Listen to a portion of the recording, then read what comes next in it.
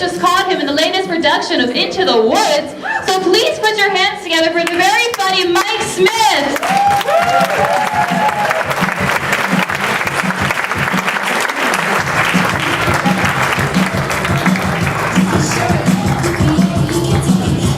Please sit down. Save it till the end, okay? How about a nice another round for Carolyn Beers for putting this all together?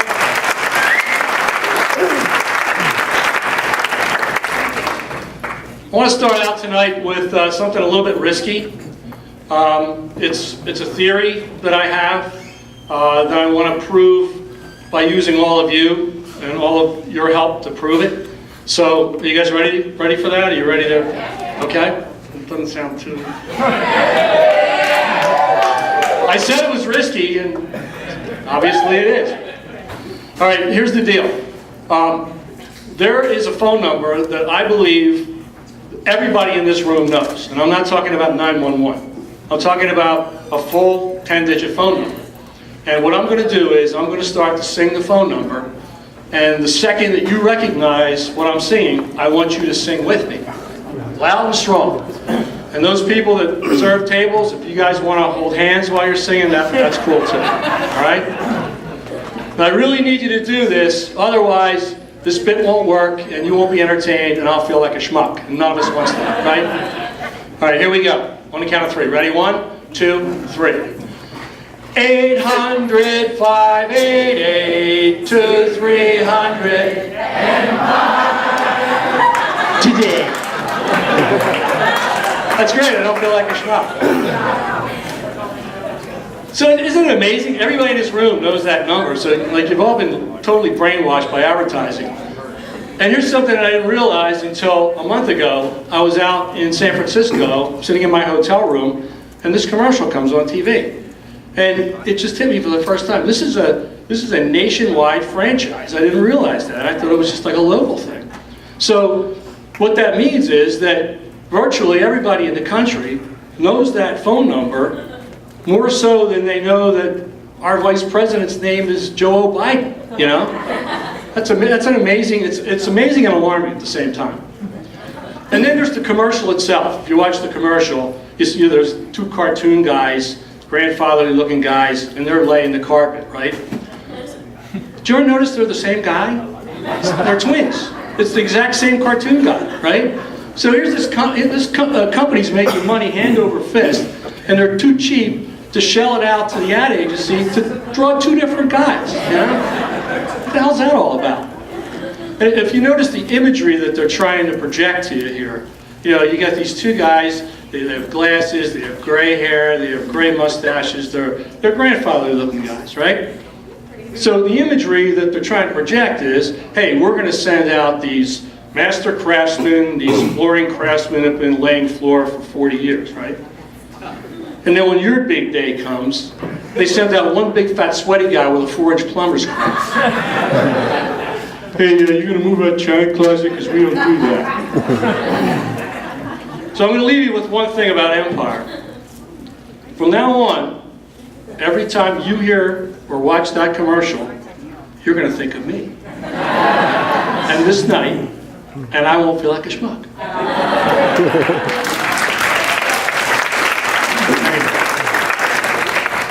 I started doing impressions when I was a kid, and by the time I was 13 or 14, I had a pretty nice portfolio of voices that I used to, amuse my friends and family with.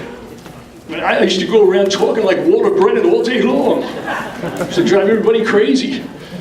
For those of you who don't know who Walter Brennan was, he acted in cowboy movies for over 30 years. Looked like he was 75 years old in every one of them. Anyway, when Carolyn asked me if I wanted to try stand-up, the first thing I thought of was, well, I'll drag out all my impressions I used to do. And then, of course, it dawned on me that I was a kid a really, really long time ago. And today's demographics, the audience is probably half of them wouldn't even know who the hell I was doing because they're all dead. So, I had to sort of update my my portfolio. Some of them have been carried forward. Like the former president who now speaks through Mayor Quimby of Springfield. But most of them I had to say goodbye to. But I did come up with this premise. Suppose Eagles coach Andy Reid and Phillies manager Charlie Manuel taught kindergarten together. I mean, they'd have to have a post-recess press conference, right? All right, injuries, we just had the one. Sally got her feelings hurt out there. Some bullying going on out there on the playground. We'll get with the teacher's aides, we'll get that straightened out. Expect to see her back out there next week. We get penalized by OSHA. Too many kids on monkey bars there. Yeah, that's on me. I got to put kids in a better position to play there. Finally, little Jamal was acting up out there in the field, and I wanted to put him in a timeout, but I was told that I used all my timeouts in the first recess. So. Time's yours, Charlie.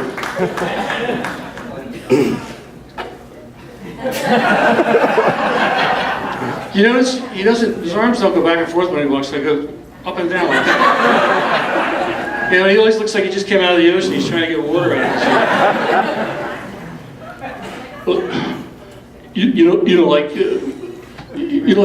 I felt like, our kids, like they played hard out there today, but, like at the same time, they didn't play too good, I mean, we had like the little fat kid, like you sat on the teeter-totter out there, and, those two skinny kids, they could have sat on the other side and kind of balanced them out, But, they didn't do it, so like you just sat there and stuff like that. When you're playing good, like that stuff just takes like care of itself. You know what I mean? That's all I got there.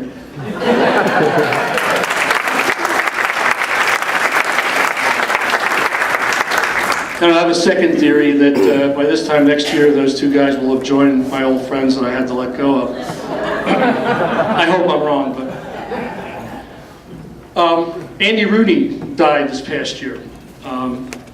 Andy Rooney, the thing that strikes me about Andy Rooney, well, there's a couple of things, but the one thing that strikes me about Andy Rooney was, his eyebrows, they looked like two albino caterpillars getting ready to mate. But he made a fortune, for 2 minutes every week at the end of 60 Minutes with that whiny voice, doing those stupid observations. What happened? Turn off the mic. You can tell I'm an amateur, right? Did you ever think about shoes? How come some have laces and others don't? Call this shoe a sneaker. Sure make a lot of noise on the basketball court. Maybe they should have called it a sneaker. It's a squeaker instead. So anyway, I got to wondering, wouldn't it have been a lot better if they had other people do that spot? I mean, they could have had a different celebrity do that spot every week, And, I did a little research and I found out that other people actually did audition for that show. I don't know whether Andy had pictures of somebody or what, but I went up to New York, I went to CBS, and they let me hear some of the audition tapes. And I'd like to recreate some of those for you now. The first person actually to audition was Jimmy Stewart. Oh, I ordered one of those self-help books the other day. It's called How to Handle Disappointment. When I opened the box, it was empty. I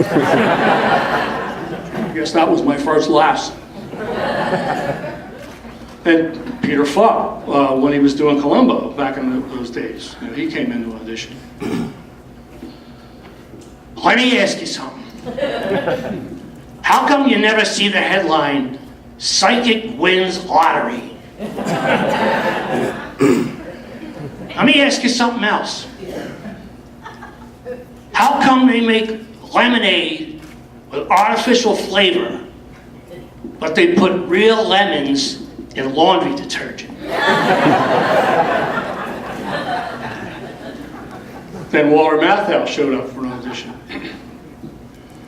I think that vandalism, spray painted high up on a structure, should be called giraffe feeding. And misrepresenting yourself for the sole purpose of getting laid should be called foreplowing. Sean Connery had an audition. Why is it that Superman can let bullets bounce off his chest, but when you run out of bullets and throw the gun at him, he ducks?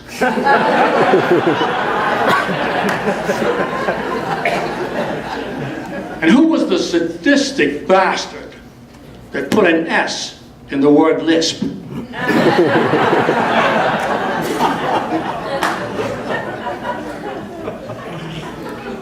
Christopher Lloyd, during his Taxi days, he had an audition. Why do people run their vacuum over the same piece of string 10 times, pick it up, roll it in a ball, put it back down, and give the vacuum 10 more shots? I know! Why is Parker Brothers the only company allowed to manufacture the game Monopoly? Some of you may get that later. Even Christopher Walken auditioned for this part. Crazy questions I frequently ask myself. For instance, why a woman can't apply mascara with her mouth closed.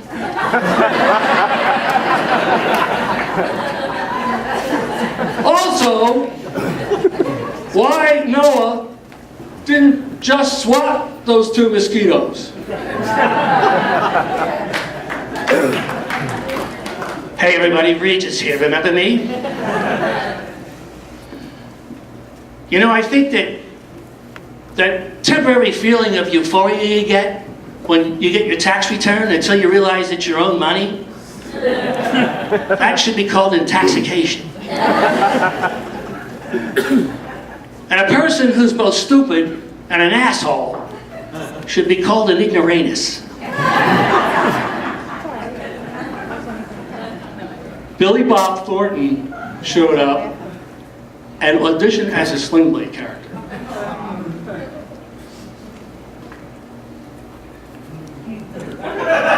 No, don't make it.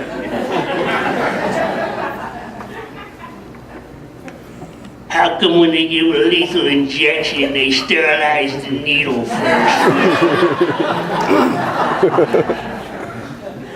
How come they don't make cat food in mouse flavor? Last person to audition was Jack, of course. Why does your dog stick his head out the car window when you take him for a ride, but get pissed when you blow in his face? Why do they call it an asteroid when it's outside the hemisphere, but a hemorrhoid when it's inside your ass? Now, for all you youngsters out there in the United States and Canada, I hope you enjoy the rest of the show, and good night. Thank you.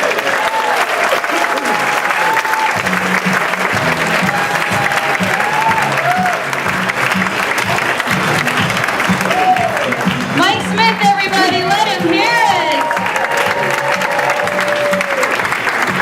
What a fucking star. He's like, I'm gonna do 5 minutes. And he goes up there and he's like, I'm lighting him. Oh my God, Mike Smith. God.